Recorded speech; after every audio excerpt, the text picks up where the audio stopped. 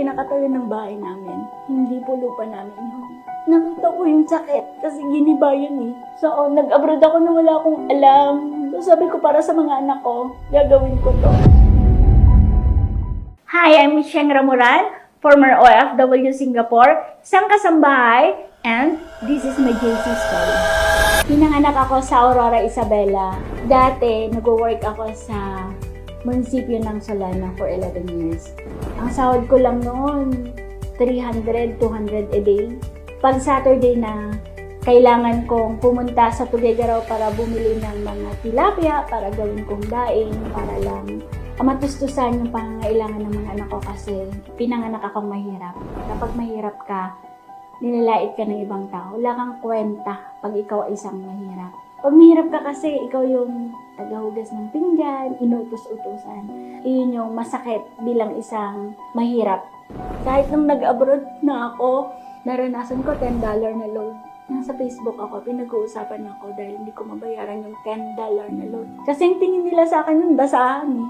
Alam mo yung basahan na napakapakan ka na pero ginawa ka pang literal na pinangpunas sa semento.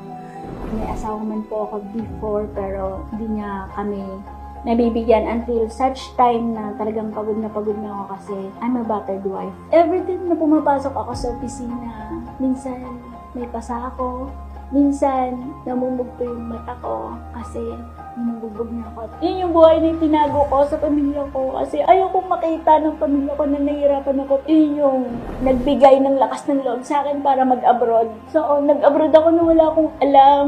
So, sabi ko para sa mga anak ko, gagawin ko to. Yung kinakatayo ng bahay namin, hindi po lupa namin. Nakita ko yung sakit kasi giniba yun eh. Yun yung nag-strive sa akin na sabi ko, ayoko ng ganitong buhay, bibigyan ko sila ng magandang buhay. Bago ako nakilala si JC, nag-pray talaga ako kasi graduate na yung panganay ko, paano ko mapapaka-college yun? Sabi ko, Lord, bigyan mo lang ako ng isang negosyo na makakatulong sa akin. Narinig ko na nasa Singapore na yung JC. So, nagpunta ako doon, ay nag-explain yun si GM Fritz Damasco.